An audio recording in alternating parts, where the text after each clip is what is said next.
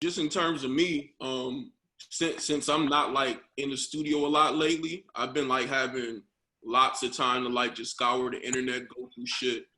People been sending me tracks. I've been listening to every single one, songs, artists. There's an artist that got my attention. Now I'm not gonna say it in this meeting, but you know. Please do, Shawn. Please do. Yeah. No, I mean, I'm looking at everything. I'm literally everything. So if y'all send something, if you send something to my DM, I done probably looked at it. If I don't like it, I'm not gonna respond. No. Right. Same here. Same here. I mean, I dedicate like outside of just like making sure the house and family and stuff is great. I think you can enjoy the time just like doing a lot of you diving in, just clicking on one artist, then reading to another artist, and just going through as much music, and then going back old emails and seeing what previous artists I was speaking with and seeing what they're doing now. So just double back and checking on what was on my radar and see how that's progressing, and just reaching out to certain artists and producers and writers right now. So you have a lot of people right now that's using social media to get your attention. So it's like going in those DMs and just really taking the time to accept it and just try and see what's popping with it. I would say I definitely have become a fan again. I can't speak for everybody, but for myself, like, there's a lot of the numbers and the analytics and the data and how many Instagram followers you got and who posted you on their story and all that kind of stuff that weighs into the way you perceive something. And it should just come down to how it makes you feel and if it invokes an emotion and feeling. But I do think a lot of those other factors sometimes kind of can cloud that. So I think with this time off, I've just been able to just immerse myself in music again and not listen critically on like Nick sucks or why they say this lyric here or this should have been the hook and that should have been the post. Just kind of dissecting things in such a way where I tend to do. But I think beyond that, I've had the time to delve into albums and just become a fan of music all over again and introduce other styles and genres and stuff that may have been outside of my wheelhouse because I was making an R&B record. I'm working with Skip Marley and we're trying to do a hybrid reggae R&B record, but I've been able to tap into some other vibes to kind of broaden my musical palette and hopefully tie that inspiration back to the artists that they're making records. I go by a lot of different things, right? We all kind of had to change our game plan. Like, I may have the guy at the skating ring, right? Because the skating ring is the club for the kids, right? So I'll talk to the DJ over there or the guy working the counter and be like, what's the hot record over there?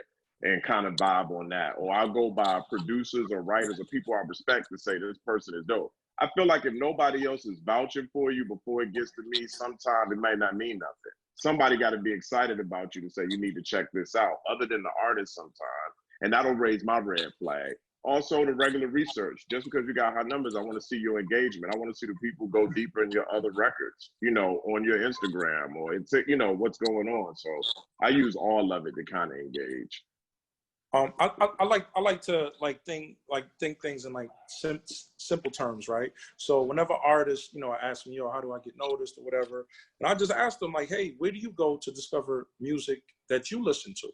And if you're like on Say Cheese TV or you're on World Star and you're on Academics, then figure out how to get your music on there, right? Because artists get inspired by different things. Like, they go looking for music, whether it's on YouTube or however it is, like SoundCloud.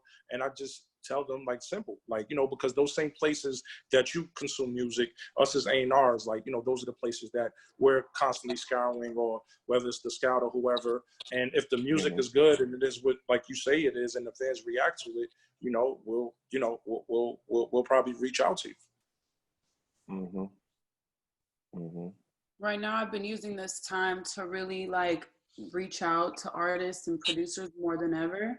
And I think like what I've been doing is finding maybe producers that have like 500 followers, and I find an artist that maybe has 1,000 followers, and I'll just start connecting them. You know what I mean? I feel like right now I feel like you know, I've been on the internet and I've been helping artists maybe connect with people that they wanted to connect with. Hey, I see you're following this person. Can you connect me? You know, stuff like that, where they could be making music together. I think that's really important for me also. And also finding producers that don't have any placement. On one of my artists' next song that doesn't have any placements at all. And I think that that's super important too. And just even with, you know, just producers and artists that don't have anything and just connecting them with people on the internet, you know.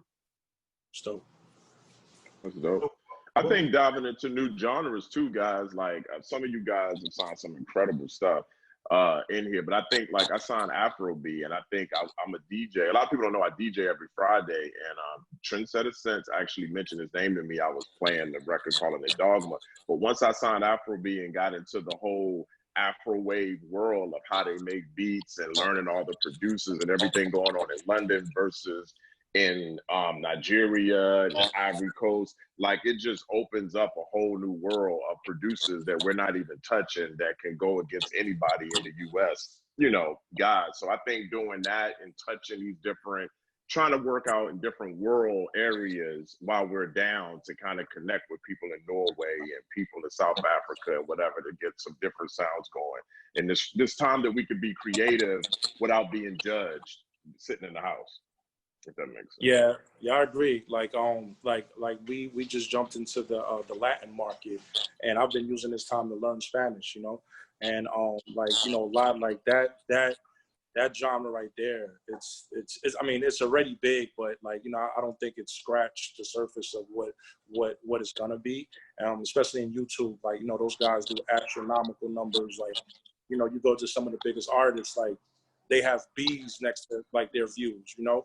And so like that's exciting. And like the role that I serve there is basically introducing a lot of the Latin artists to the rappers here, and hopefully, you know, cross-pollinate that. And, you know, like I feel like they both kind of need each other's audiences. And we've been having like a really good time doing that, you know?